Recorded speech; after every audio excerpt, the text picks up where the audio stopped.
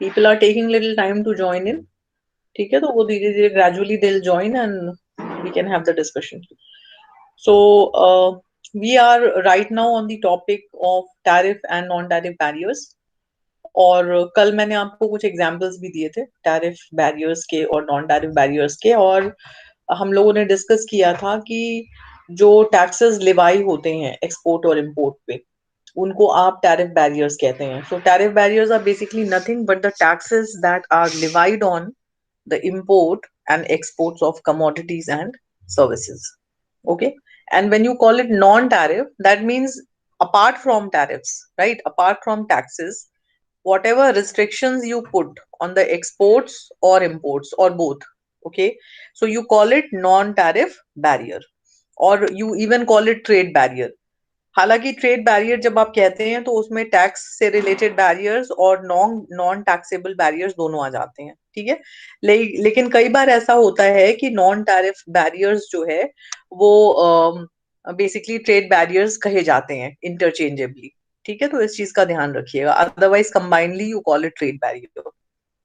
So yesterday we went through some examples and हमने discuss किया था कि वॉलंटरी एक्सपोर्ट रिस्ट्रेंट का एक एग्जांपल हमने लिया था. फिर हमने आपको ये भी बताया था कि सर्विसेज पे जो है टैक्सेशन कैसे, मतलब अगर टैक्सेशन नहीं हो रहा है तो उसको किस तरह से बार किया जा सकता है apart from tariff. And I told you that if suppose कोई सर्विस है, मान लीजिए टेलीकॉम है, ठीक है, या हॉस्पिटैलिटी है, सपोज कर लीजिए टूरिज्म है, हॉस्पिटैलिटी है, या किसी भी तरह की सर्विस है, टेलीकम्युनिकेशंस है, शिपिंग है, banking, finance, insurance, so many services are there. तो जब आप फॉरेन पार्टिसिपेशन को 100% अलाउ नहीं कर रहे हैं, ठीक है, इसका मतलब कि वो that is also a barrier on trade. वो इसलिए बैरियर माना जाता है ट्रेड पे क्योंकि ट्रेड, जब आप फ्री ट्रेड बोलते हैं तो फ्री ट्रेड का मतलब है कि बिना किसी बैरियर के, चाहे प्रोडक्ट्स हो चाहे सर्विसेज हो, उनका इनफ्लो और आउटफ्लो हो रहा है एक कंट्री से दूसरी कंट्री के बीच में. लेकिन जब आप यहाँ पे कह रहे हैं कि किसी एक पर्टिकुलर सर्विस सेक्टर में या कई सारे सर्विसेज में हमने direct investment, foreign direct investment पे एक कैपिंग कर रखी है, लिमिटेशन लगा रखा है, ठीक है, कि इसमें 100% होगी तब तो ठीक है, you call it that there is no barrier on the trade in terms of a particular service industry. लेकिन अगर आपने टेलीकॉम में कह रखा है कि नहीं 74% से या 49% से ज्यादा या 51% से ज्यादा स्टेक किसी फॉरेन कंपनी का नहीं होगा, तो आपने सर्विसेज पे भी एक तरह से बैरियर क्रिएट कर रखा है. तो कल हमने कुछ एग्जांपल्स जो लिए उनसे यही समझ में आया कि केवल प्रोडक्ट्स पे ही बैरियर्स नहीं लगते हैं, सर्विस पे भी बैरियर्स लगते हैं, चाहे वो टैक्स के फॉर्म में हो या फिर वो नॉन टैक्स के फॉर्म में या नॉन टैरिफ बैरियर्स के फॉर्म में हो. ठीक है. आज हमको ये समझना है and we need to understand and discuss it कि जो बैरियर्स होते हैं वो लगाए क्यों जाते हैं. ठीक है, तो उसके कुछ रीजंस होते हैं. बिकॉज अगर कंट्रीज, मैंने आपको बताया कि जब हम, देखिए, अगर आप बहुत पुराने समय की बात करिए जब ट्रेड में सबसे पहले मर्केंटलिज्म थियरी को दिया गया था, ठीक है, तो वहां पर भी ट्रेड बैरियर की बात होती थी. क्यों? क्योंकि उस थियरी में ये कहा जाता था कि भाई आप एक्सपोर्ट तो करिए लेकिन इंपोर्ट्स को कम करिए, ताकि आपका जो बैलेंस ऑफ पेमेंट है वो आपके फेवर में रहे. ठीक है. आपका जो सिल्वर है या गोल्ड है वो बाहर ज्यादा ना जाए बल्कि बाहर से अंदर आए. So basically that has converted now in the form of foreign exchange. So right now if you find that all the countries they want की बैलेंस ऑफ पेमेंट्स उनका, यानी जो एक्सपोर्ट और इंपोर्ट का डिफरेंस है, क्योंकि आप जब एक्सपोर्ट करते हैं तो आपको अर्निंग्स होती हैं, ठीक है, फॉरेन एक्सचेंज अर्निंग्स होती हैं. जब आप इंपोर्ट करते हैं किसी सामान को तो फॉरेन एक्सचेंज आपकी कंट्री से बाहर जा रहा है. तो अगर आपका जो वैल्यू है इंपोर्ट का वो एक्सपोर्ट के वैल्यू से ज्यादा होगा, so definitely balance of payment आपके फेवर में नहीं होगा. ठीक है. और with a deficit in the balance of payment आपकी कंट्री से फॉरेन एक्सचेंज का डिप्लीशन होगा बहुत तेजी से, जो कि इंटरनेशनल मार्केट में आपकी जो क्रेडिट वर्दिनेस है उसको कम करेगा. Because every country know that you are in a crunch. Now you can take this particular example of credit crunch for your own economy. जब 89-90 में आपके यहाँ फॉरेन एक्सचेंज इतना कम हो गया था कि जो आपके इंपोर्ट्स थे उनका पेमेंट करने के लिए आपके पास पैसा नहीं था, सो आपको अपना गोल्ड जो है वो गिरवी रखना पड़ा world bank, international monetary fund और वर्ल्ड बैंक के पास, और फिर कड़े शर्तों पे वहां से आपको लोन जो है दिया गया, या कह लीजिए फॉरेन एक्सचेंज दिया गया। तो इसलिए हर कंट्री का ये कंसर्न होता है कि अपने बैलेंस ऑफ पेमेंट को सरप्लस में रखा जाए, ना कि डेफिसिट में, ठीक है। और ये भी एक बहुत बड़ा रीजन होता है तरह तरह के ट्रेड बैरियर्स लगाने का। तो सबसे पहले तो हमको ये देखना है कि ट्रेड बैरियर्स लगाए क्यों जाते हैं, ठीक है। और उसके बाद फिर हम ये देखेंगे कि कितनी तरह के, जब हम टैरिफ की बात करते हैं तो कितने तरह के टैरिफ्स हैं जो लगाए जाते हैं, और कितनी तरह के नॉन टैरिफ्स हैं जिनमें से कुछ एग्जांपल्स हम ऑलरेडी कल डिस्कस कर चुके हैं, लगाए जाते हैं। तो आपको यहाँ ये समझना है कि क्यों ऐसा होता क्यों है कि कंट्रीज जो है वो एक दूसरे पे बैरियर्स लगाती हैं, ठीक है। तो सबसे पहला तो जैसे मैंने आपको रीजन बताई है, देखिए कि फॉरेन एक्सचेंज जो होता है वो बहुत प्रेशियस चीज होती है, it's very important, because all your payments for the imports are done through the foreign exchange only. So every country, wants that there should be, piling up of foreign exchange year on year basis. हर साल जो है foreign exchange में उनके बढ़ोतरी होती जाए। तो इसलिए हर कंट्री का ये सोचना होता है कि हम किसी भी तरह से अपने एक्सपोर्ट्स को प्रमोट करते हैं, ठीक है। तो ऐसी सिचुएशन में जब वो इम्पोर्ट को कंट्रोल करने की कोशिश करते हैं, या नॉन एसेंशियल आइटम को कई बार कंट्रोल करने की कोशिश करते हैं, क्योंकि कई बार देखिए रेट ऑफ इन्फ्लेशन जो है, जिसे आप महंगाई दर कहते हैं, वो जब बहुत तेजी से बढ़ती है, तो जो डोमेस्टिक कमोडिटीज हैं उनके उनका जो कंजम्पशन हो रहा है उसको तो कम करना ही है इनको। लेकिन इसके अलावा जो फॉरेन कमोडिटीज के लिए डिमांड उठती है, ठीक है, डोमेस्टिक मार्केट में, उनको भी कर्व करना है। तो आप उसके कई तरीके निकालते हैं। आप उसके लिए या तो टैक्स बहुत हाई कर देते हैं ताकि प्राइस वाइज वो सामान या वो सर्विस महंगा हो जाए, एंड डिमांड को कट ऑफ किया जा सके ताकि इन्फ्लेशन कंट्रोल करें आप, पहली चीज। दूसरी चीज ये कि बैलेंस ऑफ पेमेंट को जो है सरप्लस में लाने के लिए या डेफिसिट को कम करने के लिए भी कई बार बैरियर्स लगाए जाते हैं। इसके अलावा और भी बहुत सारे रीजंस हैं जिनकी वजह से ट्रेड बैरियर्स लगाए जाते हैं। So we need to understand that only one by one over here, right. So the slide basically is talking about that why it is used, why are the tariff barriers or non-tariff barriers used. So we have certain reasons, okay. अब उस reason में जो सबसे पहला जो argument दिया जाता है कि हम यूज क्यों करते हैं, वो है प्रोटेक्टिंग डोमेस्टिक एम्प्लॉयमेंट का, ठीक है। ऐसा कहा जाता है कि डोमेस्टिक एम्प्लॉयमेंट जो है वो बहुत सफर करता है अगर हम कंट्रोल नहीं करते हैं, ठीक है। अब देखिए उसका रीजन क्या है, the possibility of increased competition. अब जैसे मान लीजिए आप इंपोर्ट्स को बैरियर के तहत नहीं लाते हैं, आप बिल्कुल फ्री कर दीजिए कि कोई भी सामान आए और आ करके जो है आपकी कंट्री में आराम से बिके बिना किसी रिस्ट्रिक्शन के। तो ऐसी सिचुएशन में क्या होता है, कई बार कई इंडस्ट्रीज ऐसी होती हैं और इंडस्ट्री के अंतर्गत जो फर्म आती हैं, ठीक है, उनका जो प्रोडक्शन का तरीका होता है या उनका जो कॉस्ट ऑफ प्रोडक्शन होता है वो इतना कॉम्पिटेंट नहीं होता है कि फॉरेन की फर्म्स के साथ कॉम्पीट कर पाए। और ऐसी सिचुएशन में आप देखते हैं कि ना तो क्वालिटी वाइज ना तो प्राइस वाइज वो कॉम्पीट करने की सिचुएशन में नहीं होते हैं। और इसलिए जब वो कॉम्पीट नहीं कर पाते हैं तो उनको या तो अपना प्रोडक्शन बेस शिफ्ट करना पड़ता है कहीं दूसरी जगह, या लॉकडाउन करना पड़ता है, या कुछ समय के लिए प्रोडक्शन रोकना पड़ता है, क्योंकि डेली बेसिस पे जब उनके जो एक्सपेंसेस है वो बढ़ते चले जाते हैं और रेवेन्यू इतना नहीं, एक्सपेंडिचर आपका ज्यादा हो जाता है और रेवेन्यू उतना जनरेट नहीं हो पाता, क्योंकि आपकी चीजें ना तो क्वालिटी वाइज फॉरेन कमोडिटीज के सामने स्टैंड कर रही हैं और ना तो आप प्राइस वाइज कॉम्पीट कर पा रहे हैं।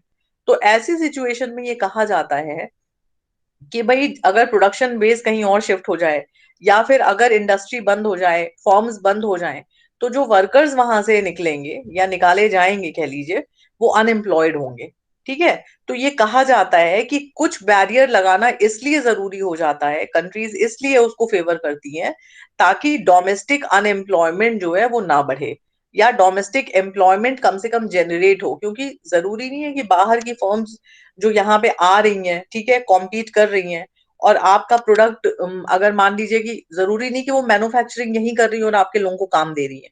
कई बार ऐसा होता है कि अगर उनका मैन्युफैक्चरिंग बेस यहाँ नहीं है, ठीक है, बाहर से ही सामान बन करके आ रहा है, प्रोडक्ट बन के आ रहा है, और आपके डोमेस्टिक मार्केट में जो प्रोडक्ट बन रहा है उसकी खपत ही नहीं हो रही है, तो ऐसी सिचुएशन में जो लोग वहां से निकाले जाएंगे, उन इंडस्ट्रीज से जो निकाले जाएंगे, या जो वर्कर्स जो है जिनकी छंटनी होगी, ठीक है, तो वो अनएम्प्लॉयड हो जाएंगे।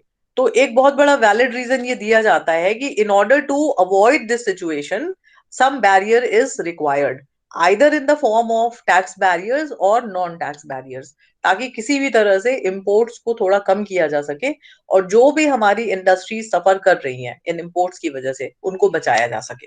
ठीक है, तो पहला जो लॉजिक दिया जाता है वो प्रोटेक्टिंग डोमेस्टिक एम्प्लॉयमेंट का दिया जाता है। और एक बहुत जरूरी चीज ये भी बोली जाती है कि भाई जब अनएम्प्लॉयमेंट बढ़ेगा तो जाहिर सी बात है जो रूलिंग पार्टी होती है आपकी, ruling party, see people's sentiment will be against it, right? And so therefore they say that there is a political background also for this kind of curb on the imports।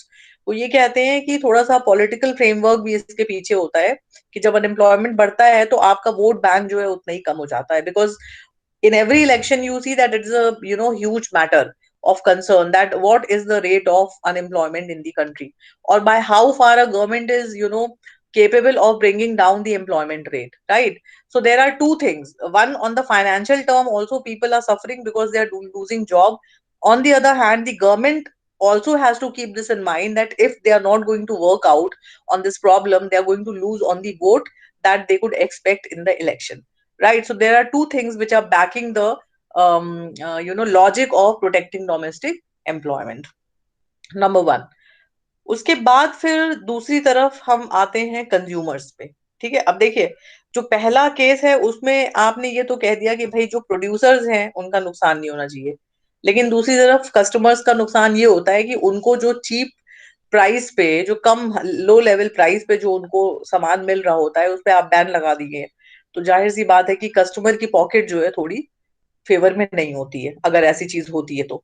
लेकिन दूसरी तरफ customer protection का भी logic दिया जाता है, और वहां पे कई बार क्या होता है कि बहुत सारे कंसर्न्स हो सकते हैं। जैसे मान लीजिए कि कहा जाता है कि चाइना में जो टॉयज बनते हैं उनमें जो केमिकल्स यूज होते हैं वो बहुत टॉक्सिक होते हैं, तो बच्चों की हेल्थ के लिए वो अच्छा नहीं है। तो अगर इस प्रिटेक्स्ट पे government of India Chinese toys को बैन कर देती है, ठीक है, तो उससे देखिए दो चीजें होंगी, एक तो आपके कंज्यूमर्स की हेल्थ बचेगी, दूसरा आपके जो टॉय बनाने वाली मैन्युफैक्चरिंग जो फर्म्स हैं उनको भी फायदा होगा, क्योंकि अब उनको चाइनीज टॉय से कंपटीशन नहीं करना पड़ेगा। लेकिन ऑन अ नेगेटिव साइड आपको ये भी ध्यान में रखना पड़ेगा, इसीलिए देखिए टॉयज पे बैन नहीं कर पा रहे हैं, everybody knows that the toys are harmful, but you can not ban them, right? Because on the other hand, like everybody is capable of buying so many toys at such cheaper prices, okay, then it won't be possible because toys would be quite expensive। आपको 100 रुपए में अभी जो आपको see when we used to be young, let me give you one example over here। Barbie is a character which is very popular among girls, small girls, right? So among kids you can see। तो जब इसका आप कह सकते हैं ना कि replica जब नहीं आता था, अब तो रेप्लिका हर जगह आपको 100-150 रुपए में मिल जा रहा है, लेकिन हम लोगों के समय में सिर्फ ओरिजिनल बारबी आती थी।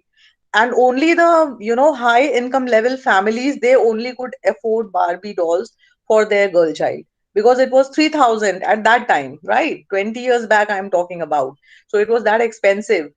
Right now you will find Barbie doll in each and every household। why? Because the Chinese have made it possible। हालांकि रेप्लिका बना रहे हैं, ओरिजिनल आज भी महंगी मिलती है, लेकिन एटलीस्ट बच्चे को तो नहीं पता है ना कि what is branded and what is non branded, right? So they are fulfilling their dreams of playing with a Barbie doll। So this is one example which which is a very practical one। And apart from that, तो वहां पे तो देखिए अब consumers को तो आप satisfy कर रहे हैं, लेकिन जब आप कंज्यूमर्स की हेल्थ को लेके कंसर्न होते हैं, जैसे बहुत सारी यूरोपियन कंट्रीज हैं जो दूसरी कंट्रीज, अमेरिका से जो बीफ आता है उसको बैन कर देती हैं, कहती हैं कि आपने जो हमको बीफ भेजा है वो हार्मोन ट्रीटेड बीफ है तो हमारी जो पब्लिक है उसके हेल्थ के लिए अच्छा नहीं है, so we are not going to use it, we are banning it. आपके इंडिया से जो अल्फांसो मैंगोज हैं जो साउथ में होता है और वर्ल्ड वाइड फेमस है, उसको 20 साल तक यूरोपियन यूनियन ने बैन कर रखा, ये बोल करके कि आप जो पेस्टिसाइड उस पे डालते हैं उसकी अपनी फसल को बचाने के लिए, वो हमारे लोगों की हेल्थ के लिए अच्छा नहीं है। तो अपने कंज्यूमर्स को आप कई पैरामीटर्स पे प्रोटेक्ट करने के लिए भी बैरियर्स लगाते हैं, और आप फिर ये लॉजिक देते हैं कि भाई हमें उनकी हेल्थ को बचाना है, हमें अपने एनवायरनमेंट को बचाना है, etcetera etcetera, and therefore we are going to put a barrier on the imports, right? So one is protecting domestic employment, the second one is protecting consumers. Anything you want to ask till here? We are discussing right now the logic behind trade barriers. Any question? Anyone? No, ma'am. Okay. Now, the third thing that we are going to discuss is the logic of infant industries. Infant means, what is the meaning of infant? All of you know, right?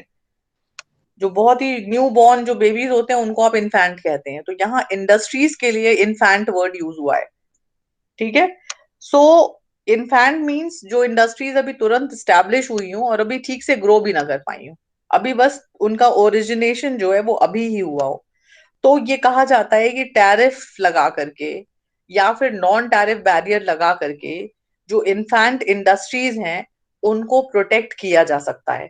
अब देखिए इसके पीछे एक logic है, ठीक है? हमने आपको 2-4 क्लास पहले ये बताया था कि जो डेवलपिंग इकोनॉमीज होती हैं, स्पेशली हम अगर अपनी कंट्री का एग्जांपल लें, तो हम लोग इंडस्ट्रियलाइजेशन हमारे यहाँ बेसिकली सेकेंड 5 ईयर प्लान से शुरू हुआ है, ठीक है? जब दूसरी जब पंचवर्षीय योजना आपकी आई है, तो उसमें ये डिसाइड किया गया है कि बहुत सारी मशीनरी जो हम इंपोर्ट करते हैं वो हम अब इंपोर्ट नहीं करेंगे, उसको हम खुद बनाएंगे। Why not become self reliant, ठीक है? हम क्यों नहीं आत्मनिर्भर बन रहे हैं? Why are we not becoming self reliant? Why are we waiting that other countries should export and we should import and then we will use? So we will do heavy industrialization of the economy, and we will do import substitution as well. हम industrialisation करेंगे, जो चीज हम import करते हैं उन चीज को हम खुद बनाएंगे, ठीक है? हम उसको इंपोर्ट नहीं करेंगे, उसको कहते हैं इंपोर्ट सब्सटीट्यूशन इंडस्ट्रियलाइजेशन। यानी आप जो चीजें इंपोर्ट कर रहे थे उसको अब आप इंपोर्ट नहीं करेंगे, उसके सब्सटीट्यूशन में यानी उसकी जगह आप खुद अपने यहाँ प्रोड्यूस करेंगे, आप खुद अपने यहाँ मैन्युफैक्चर करेंगे। तो जो इंपोर्ट सब्सटीट्यूशन इंडस्ट्रियलाइजेशन का जो कॉन्सेप्ट था, ठीक है, जब वो आपकी कंट्री में शुरू हुआ या किसी भी डेवलपिंग कंट्री में जब शुरू होता है, तो शुरू का जो फेज होता है डेवलपमेंट का, इंडस्ट्रीज का या फर्म्स का, ठीक है, वो बहुत ज्यादा अहम होता है, बहुत सेंसिटिव फेज होता है, या कह लीजिए बहुत डेलिकेट फेज होता है, तो उसको प्रोटेक्शन की जरूरत पड़ती है। इसीलिए इन्फेंट वर्ड यूज किया गया है। जैसे बच्चे जब बहुत छोटे होते हैं, so you need to take lot of care of them. In the same manner, when the industries start growing in a particular sector or segment, right? So it's government's duty to take proper care of that industry. So they say कि अगर हम tariff Levi करते हैं, ठीक है, उन्हीं industries में जो काम करने वाली और फर्म है, जो विदेशी फर्म है, अगर उनके कमोडिटीज के ऊपर या जो वो सर्विसेज दे रही है उसके ऊपर हम टैरिफ लिवाई करते हैं या किसी भी दूसरी तरह का बैरियर लगाते हैं, तो हमारे यहाँ जो इंडस्ट्रीज अभी बस ग्रोइंग स्टेज में है, which have actually just started growing, उनको हम पूरी तरह से प्रोटेक्ट कर लेंगे। और ये बहुत जरूरी है क्योंकि उनको एक पहले आप लेवल प्लेइंग फील्ड देंगे, फिर आप कंपटीशन शुरू करवाएंगे। ऐसा नहीं है कि कोई बहुत इस्टेब्लिश है और कोई बिल्कुल अभी ग्रोइंग स्टेज में है, दोनों का कंपटीशन हो ही नहीं सकता, क्योंकि डेफिनेटली जो अभी ग्रोइंग स्टेज में है वो स्टैंड ही नहीं कर पाएगा, right? They will be out of competition. So therefore, it is argued that in order to safeguard the interest of infant industries, the government should levy tariff on the commodities, and they should also impose other kind of non-tariff barriers, right? So that the infant industries could be protected. So ये एक logic ये भी दिया जाता है, ठीक है? हालांकि देखिए हर हर लॉजिक का क्रिटिसिज्म है, हर लॉजिक का इसका भी क्रिटिसिज्म है, क्योंकि ये कहा जाता है कि अगर आप इस तरह से आप अगर जो है हर समय सेफ गार्ड करते रहे, या आप बहुत ज्यादा अगर जो है ऐसा एटमॉस्फेयर आप अपनी इंडस्ट्रीज को देंगे, तो बहुत ज्यादा ग्रो नहीं कर पाएंगे, बिकॉज वो हमेशा प्रोटेक्टेड एनवायरमेंट में रहेंगी, इंडिपेंडेंट नहीं हो पाएंगी, राइट? और जब ग्रो नहीं कर पाएंगे, इंडिपेंडेंट नहीं हो पाएंगे, तो डेफिनेट सी बात है कि low quality of goods produce होंगे जब कंपटीशन ही नहीं होगा। क्योंकि देखिए कई बार ऐसा होता है कि आप उनको प्रोटेक्शन देते देते and they just finish. Now you have several case studies of public sector units which are suffering a lot for their survival. The latest example is Air India, which is not performing, but based on the resources, supported by the government of India, it keeps on running and running and running. On the other hand, you have other case study of SpiceJet, which actually almost, grounded. जैसे Kingfisher आपकी grounded होके खड़ी हो गई, उसी तरह आपकी SpiceJet का भी हाल हो गया था, लेकिन फिर से रिवाइवल हुआ, and right now it is performing really well. या क्योंकि वहां पे देखिए कोई उनको सपोर्ट नहीं था, केवल उन्होंने अपनी स्ट्रैटेजी बदली, थोड़ी अपनी मार्केटिंग स्ट्रैटेजी को बदला, अपने कुछ चीजों को काम करने के तरीके को चेंज किया, and they were capable of reviving. But what is happening to Air India, it can not, right. तो वो तो ऑलरेडी स्टैब्लिश्ड इंडस्ट्रीज हैं, तो वहां पर भी अगर आप प्रोटेक्टिव एनवायरमेंट देते जाएंगे बहुत लंबे समय तक, तो वो अच्छा नहीं है, क्योंकि उनका परफॉर्मेंस फिर कभी नहीं सुधरेगा। तो ये लॉजिक जो सिर्फ इन्फैंट इंडस्ट्रीज के लिए दिया जाता है, ये वहीं तक सीमित होना चाहिए। ऐसा नहीं है कि लॉन्ग टर्म में भी आप उनको दिए जा रहे हैं, because if the companies are not going to face competition, they will not grow, right. Because when competition is there, you grow, you try to improve. Okay, so that is why it is criticized also that as far as infant industries are concerned, this kind of protection is okay. But after a certain point of time, if you're going to give this kind of protection, if you keep on giving, then of course they are not going to perform well. So every logic that is given has some criticism also. Okay, so we have already discussed three logic behind the trade tariff and non-tariff barriers. I'm coming to the fourth one, and that is the concern of national security. और ये आप सब समझते हैं, it is very common thing कि national security कई सारी चीजें ऐसी होती हैं, जैसे मान लीजिए आपका स्पेस प्रोग्राम है, या आपका एटॉमिक एनर्जी है, ठीक है। तो इस तरह की कई चीजें, डिफेंस है आपका, कई ऐसे सेक्टर्स होते हैं जिसमें नेशनल इंटरेस्ट या नेशनल सिक्योरिटी की बात होती है। तो चूंकि वो बहुत सेंसिटिव एरिया है, तो वहां पे आप फॉरेन फर्म्स को अलाउ नहीं कर सकते हैं, so you completely ban them, right? So the same examples are written over the slide also. So you completely ban, so therefore you're putting a barrier. So here no tariff barrier is required, but you don't allow the entry itself, that okay, you are not allowed.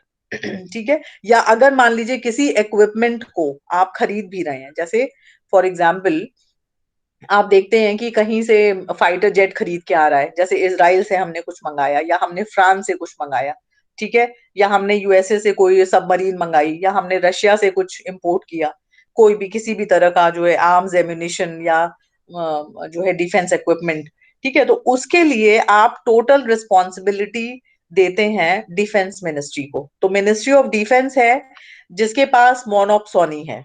आप जैसे monopoly पढ़ते हैं ना, monopoly में single seller होता है, कोई और बेच ही नहीं सकता, वैसे ही मोनोप्सोनी करके होता है कॉन्सेप्ट, जिसका मतलब है कोई और खरीद ही नहीं सकता, सिर्फ और सिर्फ मिनिस्ट्री ऑफ डिफेंस के थ्रू सारी डील्स होती हैं। इसका मतलब आपने इंडिविजुअल प्लेयर्स को बैन कर दिया वहां से, ठीक है। तो ये भी एक तरह का बैरियर है, because it is putting a restriction on trade, it is not free.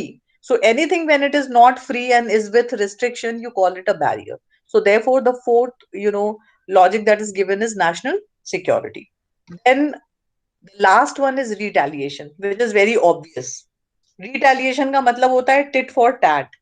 If you will put a tariff on my product, I will retaliate, I will react, and I will put the tariff on your service or commodity also. If you are going to put any kind of quantitative restriction, ठीक है, on my product, I will also put a QR on yours, right? तो it is a kind of retaliation or a reaction कि हमारी commodities या हमारी services पे किसी ने जो है बैन किया है, या किसी तरह का किसी ने रिस्ट्रिक्शन लगाया है, so we are also going to do the same, right. So that is retaliation. और ये आपको अभी लेटेस्ट देखने को मिला था चाइना यूएस के केस में, या और किसी भी आप कंट्री को उठा लीजिए, अगर उसके ऊपर किसी ने टैरिफ लगाया है, टैरिफ इम्पोज किया है, तो उसने भी रिटेलिएट करके टैरिफ लगाया है, until and unless somebody is not involved into sanctions or something। अब जैसे अब किसी पे सैंक्शन लगा दिया, डब्ल्यूटीओ ने कहा, या मान लीजिए आपका जो यूनाइटेड नेशंस है उसने कहा कि नहीं, इन पे सैंक्शन लगा दीजिए, तो अगर कई कंट्रीज मिल के जो है डिसाइड कर रही है कि इन पे सैंक्शन लगाना है, तो वो एक अलग चीज होती है, ठीक है, क्योंकि वहां पे सबने मिलकर डिसाइड किया है बिकॉज ऑफ सम रीजन। जैसे जो आप का जो 91 में आपका ये जो मिडिल ईस्ट इकोनॉमीज में आपका वॉर जो हुआ था ऑयल को लेकर के, ठीक है, आप सबको पता होगा उस समय इराक ने इन्वेड किया था और इराक पे जो है ये रिस्ट्रिक्शन लगाया गया था, फूड फॉर ऑयल, यानी वो तेल अपना बेचेंगे लेकिन तेल के बदले बदले उनको फॉरेन एक्सचेंज नहीं मिलेगा, क्योंकि सारी कंट्रीज का ये कहना था, यूनाइटेड नेशंस का ये कहना था कि ये अपना तेल बेच करके जो पैसा पा रहे हैं उससे ये सिर्फ बदमाशी कर रहे हैं, जगह जगह दूसरी कंट्रीज को परेशान कर रहे हैं। So they are going to get food for oil, they are not going to get any foreign exchange. ठीक है, तो वो एक अलग चीज हो गई कि आपने किसी पे बैन लगा दिया है पूरी तरह से या कुछ बैन लगा दिया है। But otherwise, if countries are having, sharing trade relation, and if some country is imposing a tax or a non-tax barrier, so definitely the reaction is going to come. So normally it happens so. यहाँ पे देखिए एक example भी दिया हुआ है कि अगर France, if France believes that the United states has allowed it's wine producers to call its domestically produced sparkling wines a champagne. Now, champagne is a word that is related to geographical indication. समझ रहे हैं आप? champagne जो है, जैसे आपके यहाँ कोल्हापुर है, तो आप कहते हैं ना कि Kolhapuri chappals are very famous.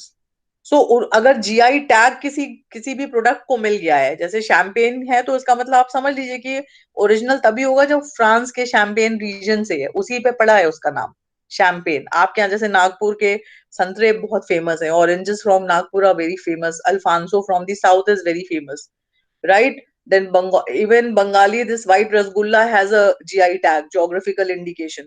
उसका मतलब है कि किसी पर्टिकुलर एरिया से वो रिलेटेड है प्रोडक्ट, ठीक है, तो उसी के नाम से जाना जाएगा। अगर मान लीजिए शैंपेन वर्ड यूएस यूज कर रहा है तो definitely France can retaliate. Okay, so point is that this kind of cases also happens, and the latest case was the retaliation by China on US and US on China. Okay, so these are few reasons. Apart from this, ये जो हमने कुछ चीजें अभी discuss की हैं, इसके अलावा भी देखिए बहुत सारे रीजंस हो सकते हैं। जैसे मैंने आपको बताया कि बैलेंस ऑफ पेमेंट को अपने फेवर में करने के लिए जो है बैरियर्स लगाए जा सकते हैं, ठीक है, या प्रेशराइज करने के लिए किसी इकोनॉमी को उस पर लगाए जा सकते हैं बैरियर्स, अपने फॉरेन एक्सचेंज को बचाने के लिए बैरियर्स लगाए जा सकते हैं, ठीक है, अपने आप को सेल्फ रिलायंट बनाने के लिए बैरियर्स लगाए। So there are lot many reasons because of this, but these are the five main logic which is given behind imposement of barrier either in the form of tax barrier or non-tax barrier. So anything you want to ask here, class? Are you clear on this? Yes, ma'am. Okay. Yes, ma'am. Okay. Okay. Now we have to understand what are the types of tariffs. ठीक है, जो taxes लगते हैं वो कितने तरीके के होते हैं। तो देखिए दो तरह के होते हैं बेसिकली, स्पेसिफिक टैरिफ्स और एड वैलोरम। एड वैलोरम जो है वो वैल्यू पे लगाया जाता है, स्पेसिफिक टैरिफ में स्पेसिफाई होता है, ठीक है, पर यूनिट के हिसाब से। कोई भी टैक्स जो पर यूनिट के हिसाब से लगाया जाता है किसी भी कमोडिटी के, अब वो कितने यूनिट होगी वो डिपेंड करेगा कमोडिटी टू कमोडिटी। इसमें लिखा हुआ है ना, a fixed fee levy on 1 unit of an imported good is referred as a specific tariff. This tariff can vary according to the type of goods imported. For example, a country could levy a $15 tariff on each pair of shoes imported. यानी हर pair of शू जो import हो रहा है उस पे $15 पर pair उसने लगा दिया, ठीक है। या फिर एक कंप्यूटर जो इंपोर्ट हो रहा है उस पे $300 पर कंप्यूटर आपने लगा दिया, ईच कंप्यूटर, ठीक है। या क्रूड ऑयल आप मंगा रहे हैं तो अब क्रूड ऑयल का जो आप मंगाते हैं वो पर बैरल होता है, तो पर बैरल आपने लगा दिया कि पर बैरल जो है हम $400 या $20 या $10 whatever like the government wishes to. तो जब इस तरह स्पेसिफिक टैरिफ आप लगाते हैं बिल्कुल फिक्स करके कि पर पेयर या पर यूनिट ये लगेगा, तो उसको आप कहते हैं स्पेसिफिक रेट ऑफ टैक्सेशन, ठीक है, या फिर स्पेसिफिक टैरिफ आप उसे बोलते हैं। दूसरी तरफ जब आप परसेंटेज में लगाते हैं टैरिफ, ठीक है, वैल्यू बेस्ड जब होता है तब फिर आप उसको कहते हैं एड वैलोरम। जो एड वैलोरम टर्म है, ये ad valorem, that is Latin, okay, and it means according to value.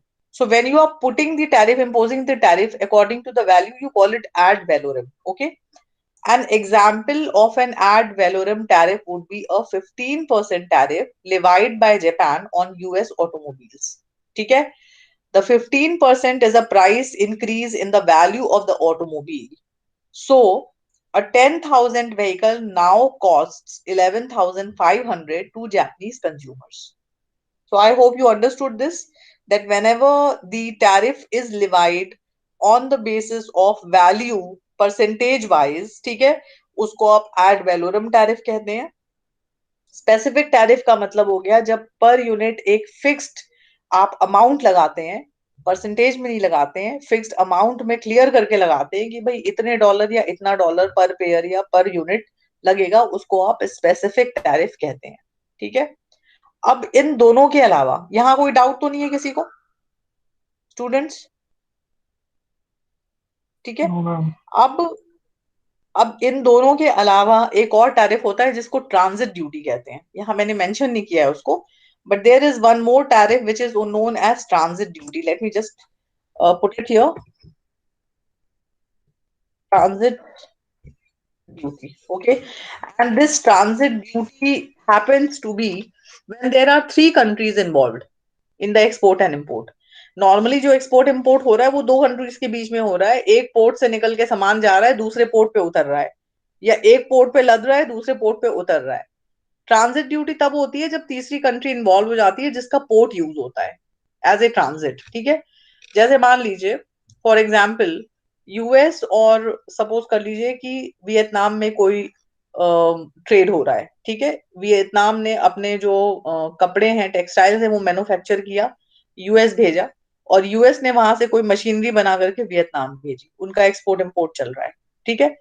For example अगर बाई चांस जो ट्रांसपोर्टेशन का रास्ता है उसमें कहीं उन्होंने गुजरात में जो बंदरगाह है वहां की हेल्प ली. ठीक है. इंडिया का मान लीजिए गुजरात है, पोर्ट है, वहां पे सपोज कर लीजिए सामान आके उतर रहा है फिर जा रहा है, या हमारे पोर्ट की उन्होंने हेल्प ली, या किसी भी कंट्री ने किसी दूसरी कंट्री के पोर्ट की हेल्प ली.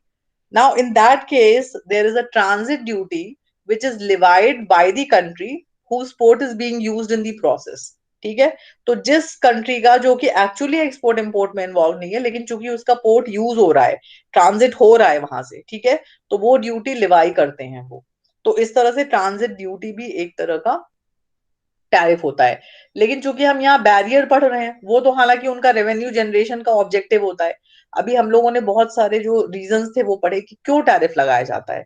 तो एक जो लॉजिक होता है टैरिफ लगाने के पीछे, वो रेवेन्यू जनरेट करने का भी होता है. तो एक जो कंट्री एक्सपोर्ट इंपोर्ट कर रही है, ठीक है, वहां भी होती है ये चीज, और दूसरी तरफ जो कंट्री जिसका पोर्ट यूज हो रहा है वो भी ट्रांजिट ड्यूटी लगा करके रेवेन्यू जनरेट कर रही है. यहाँ पे इनका इनका और कोई जो है एजेंडा नहीं होता है, because they are not involved in any case, right? But their agenda is that when my port is being used, so definitely I'll generate some revenue out of it. So that is also one thing which you need to know. So when we talk about common tariffs, then specific, ad valorem and transit duty. ठीक है? Are you clear? Now, Yes, non-tariff ma'am. barrier. Okay, okay.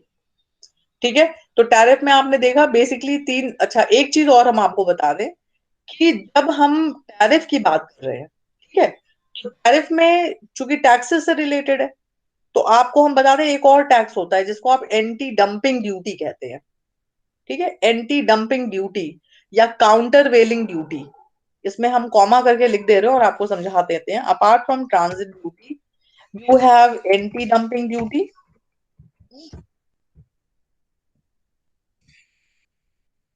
Okay, and counter welding.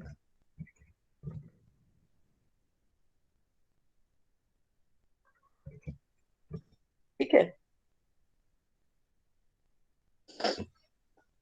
countervailing I have explained, but I think I should explain it here itself. पीछे लिखा हुआ है मैंने किसी slide में later on. चूंकि इसलिए हम आपको यहाँ पे बता रहे हैं क्योंकि हम टैक्सेस की बात कर रहे हैं यहाँ पे. ठीक है. ट्रांजिट ड्यूटी मैंने आपको क्लियर कर दिया.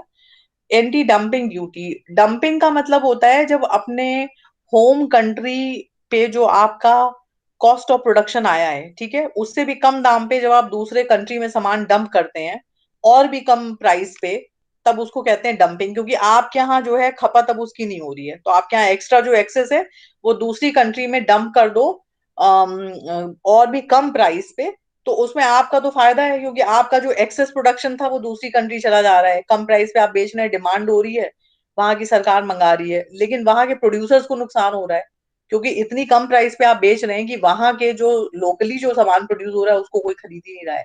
तो ऐसी सिचुएशन में अगर ये प्रूव हो जाता है कि कोई पर्टिकुलर कंट्री अपने यहाँ के सामान को, एक्सेस सप्लाई को दूसरी कंट्री में बहुत ही कम कॉस्ट पे अपने डोमेस्टिक मार्केट की कीमत जो है उससे भी कम प्राइस पे जब बेच रही है या डंप कर रही है, तो जिस भी कंट्री में वो डंप होता है उस कंट्री को ये अधिकार होता है कि उस सामान पे वो टैक्स लगा सके। उस टैक्स को एंटी डंपिंग ड्यूटी, क्योंकि आप डंप कर रहे हैं तो हम आपके यहाँ आपके हम प्रोडक्ट पे उतना ही परसेंटेज से एंटी डंपिंग ड्यूटी लगा देंगे, ताकि हमारे यहाँ आकर के आपकी फिर प्राइस वाइज कमोडिटी महंगी हो जाए और उसकी डिमांड कम हो जाए। ठीक है, लेकिन ये जितना इजी कहने में है उतना इजी एक्चुअली होता नहीं है, क्योंकि डब्ल्यूटीओ में आपको प्रूफ करना पड़ता है कि अपने यहाँ जो भी सामान आपने बेचा है, ठीक है, और आप दूसरी कंट्री में डंप कर रहे हैं बहुत कम प्राइस पे, तो वो जिस डोमेस्टिक इकोनॉमी में, जहां जिस भी इकोनॉमी में वो डंप कर रहे हैं, वहां के प्रोड्यूसर्स को बहुत नुकसान पहुंच रहा है उस चीज से, पहली चीज ये। ठीक है, और दूसरी चीज ये है कि वो डंपिंग जो है उस पर्टिकुलर इंडस्ट्री, जो जिस भी पर्टिकुलर इंडस्ट्री की हम बात कर रहे हैं, कोई भी एक कमोडिटी होगी वो किसी इंडस्ट्री को बिलोंग करेगी, उस टोटल इंडस्ट्री को जो है वो 1% से ज्यादा आप उसका डंप कर रहे हैं। Whatever you are producing here, okay, so you're dumping it more than 1%. So there are many technical things actually which are involved in the process, which is a very long procedure to understand. So I'm just telling you in short that if any country tries to dump the product in the other country, that country retaliates by imposing a anti-dumping duty. So that is also one form of tax that you find from time to time. Okay, कि अगर आपको लगता है, लेकिन उसके लिए WTO जाना पड़ता है, परमिशन लेनी पड़ती है वर्ल्ड ट्रेड ऑर्गेनाइजेशन से, प्रूफ हो जाता है अगर कि डंपिंग सच में हो रही है और डोमेस्टिक प्रोड्यूसर्स को नुकसान पहुंचा रही है, तभी आप एंटी डंपिंग ड्यूटी लगा सकते हैं, अदरवाइज नहीं। तो इट्स अ हेक्टिक प्रोसीजर। तीसरा आता है काउंटर वेलिंग ड्यूटी। ठीक है, और काउंटर वेलिंग ड्यूटी लगाया तब जाता है जब जो दूसरी कंट्री होती है वो अपने यहाँ के प्रोड्यूसर्स को बहुत ज्यादा सब्सिडी देती है, क्योंकि आप सबको पता है कि अगर सब्सिडी मिल रही है तो प्राइस वाइज डेफिनेटली उनकी कमोडिटी हमारी कमोडिटी से सस्ती होगी और हमारे डोमेस्टिक प्रोड्यूसर्स जो है उनको नुकसान होगा। तो उन सब्सिडी को, ठीक है, काउंटर एक्ट करने के लिए या उसके इफेक्ट को खत्म करने के लिए, ताकि प्राइस उनकी फिर बढ़ जाए, आप उनके ऊपर जो ड्यूटी इंपोज करते हैं सब्सिडीज के अगेंस्ट, उसको आप काउंटर वेलिंग ड्यूटी कहते हैं। So there are many, types of duties which you can see in the form of tariff barrier. Okay. So from time to time, case to case, product to product, country to country, you will find the variation, in terms of imposition of taxes on various types of products and services. Right. Now, anything you want to ask? You clear? So you need to know at least these 5 types of tariffs. उसके बाद हम आते हैं non tariff barrier पे। और non tariff barrier में licence, import quota, voluntary export restraint, ठीक है, लोकल कंटेंट रिक्वायरमेंट और कुछ और बैरियर्स को डिस्कस किया जाता है। तो ये हम आपको, जैसे मान लीजिए लाइसेंस लिखा हुआ है, सबसे पहला जो नॉन टैरिफ बैरियर, जो कि टैक्स से रिलेटेड नहीं है बट बैरियर है। अगर आप फ्री हैं कि कोई भी सामान कोई भी मंगा सकता है, तो इसका मतलब कोई बैरियर नहीं है। अगर कंट्री में लोगों को फ्री कर दिया जाए कि भाई कोई भी सामान कोई भी मंगाए, तो इसका मतलब कोई बैरियर ही नहीं है। लेकिन अगर वही सामान ये रिस्ट्रिक्ट कर दिया जाए कि नहीं, ये लाइसेंस आपको मिलेगा तभी आप ये सामान मंगा सकते हैं, तो इसका ये मतलब हुआ कि एवरीबॉडी इज नॉट इम्पोर्ट और export anything, they get a license, they need a license. For importing also they need a license, and for exporting also they need a license. So point is कि it doesn't mean कि हर सामान आपको licence के through ही मंगवाना पड़ता है, लेकिन जो आपकी गवर्नमेंट ऑफ इंडिया में नोटिफाइड है कि इन चीजों के को मंगाने के लिए या बाहर बेचने के लिए लाइसेंस होना चाहिए, वो चीजें लाइसेंसिंग के थ्रू ही आ सकती हैं, ठीक है। और हम आपको बता दें कि जो एक्सपोर्ट और इंपोर्ट करते हैं उनका एक आईईसी कोड होता है 10 डिजिट का, ठीक है। हम आपको बताते हैं, देखिए just can you see another page, can you see another page? Yes, ma'am. Okay, now देखिए कि जो लाइसेंसिंग होती है, ठीक है, उस लाइसेंसिंग में आपका जो डायरेक्टर जनरल ऑफ ट्रेड होता है, ठीक है। Let me just tell you in brief.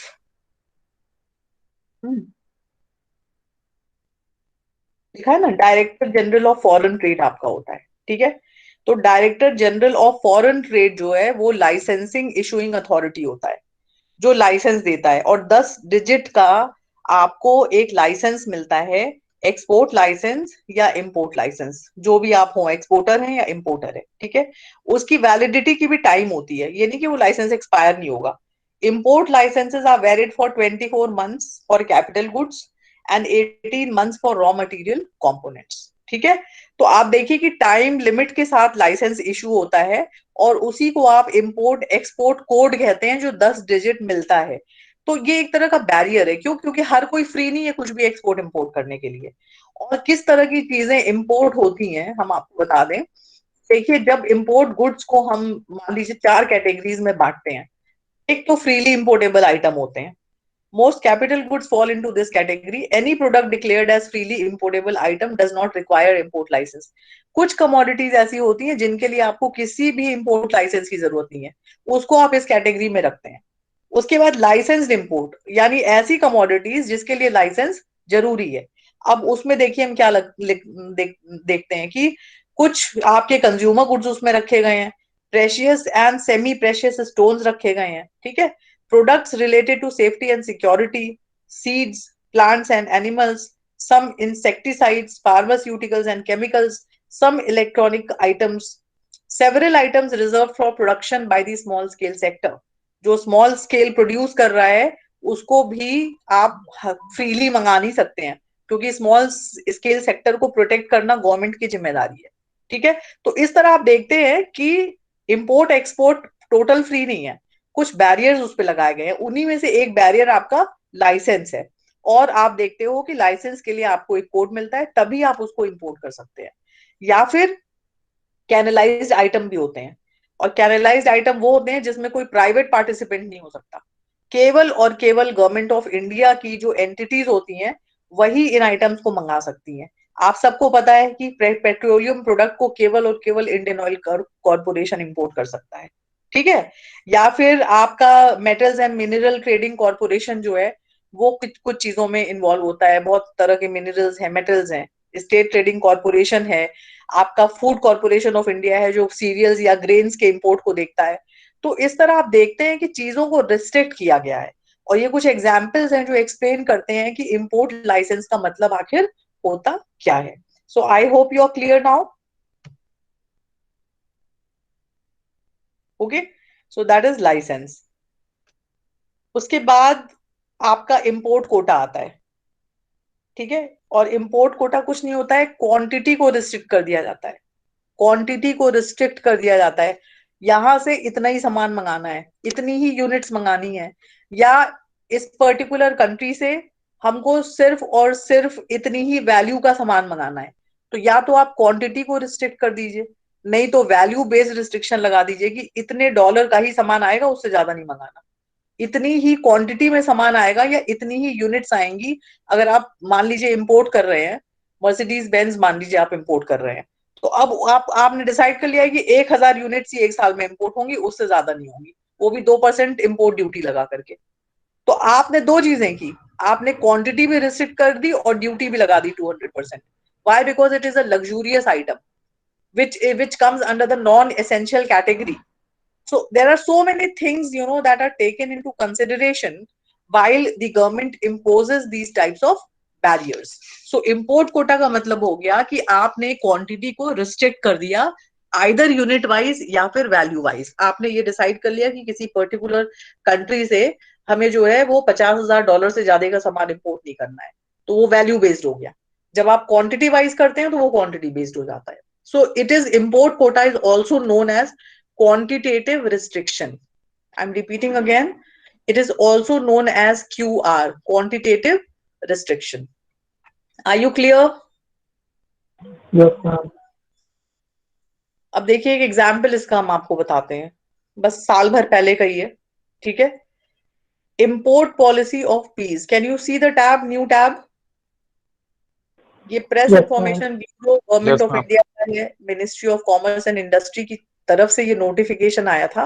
और इसमें क्यूआर किया गया था पल्स यानी दालों के इंपोर्ट पे. Quantitative restrictions on import of pulses.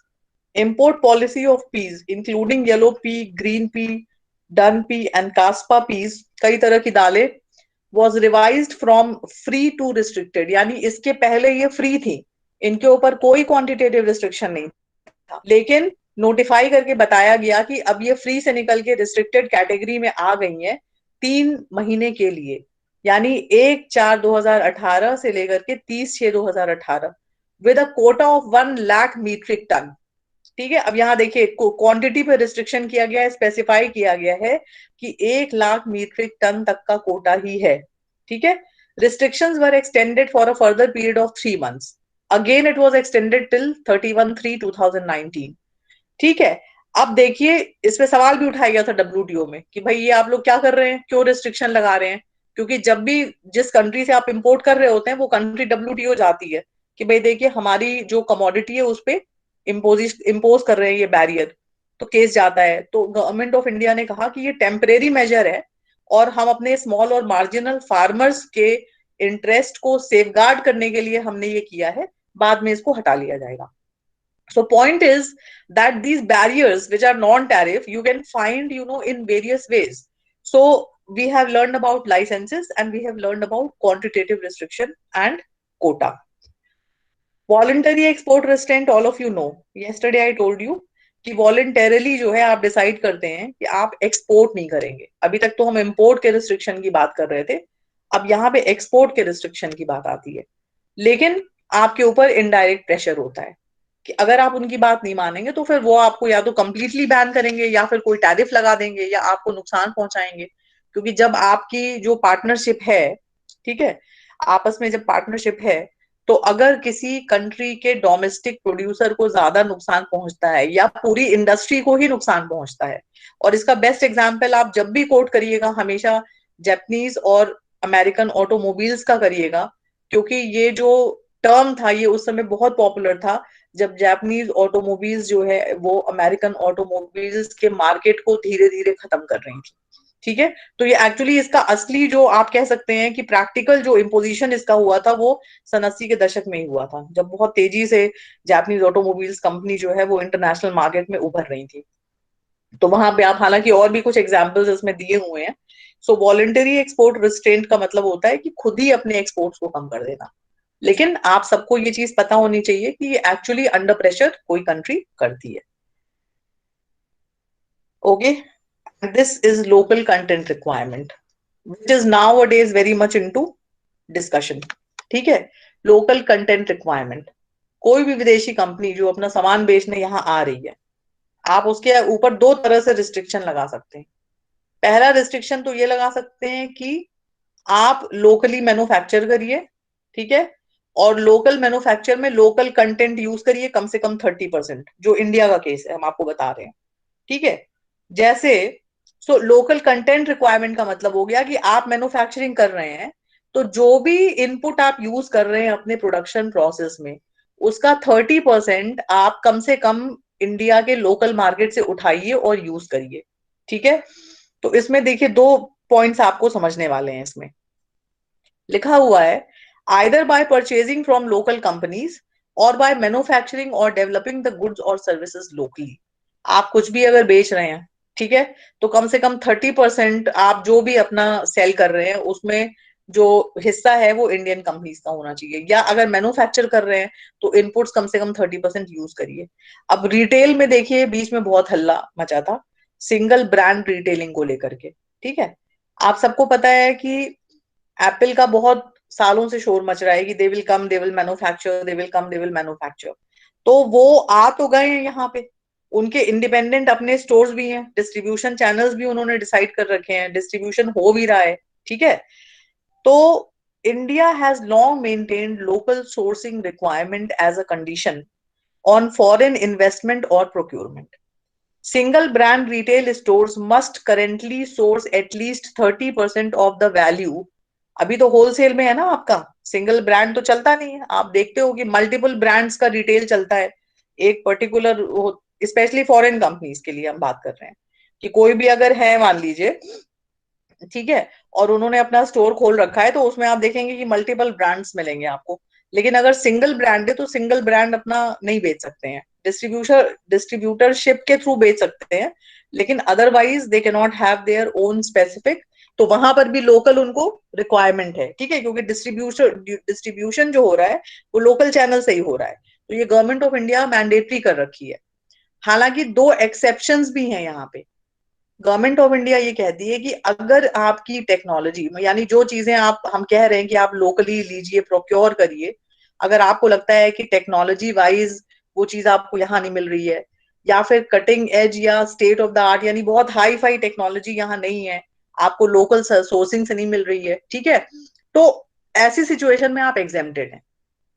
तो एप्पल जब यहाँ पे आई थी डिस्कशन के लिए, ठीक है, तो उनको गवर्नमेंट ऑफ इंडिया की तरफ से तो मिल गया था कि अच्छा ठीक है, okay fine, you go ahead.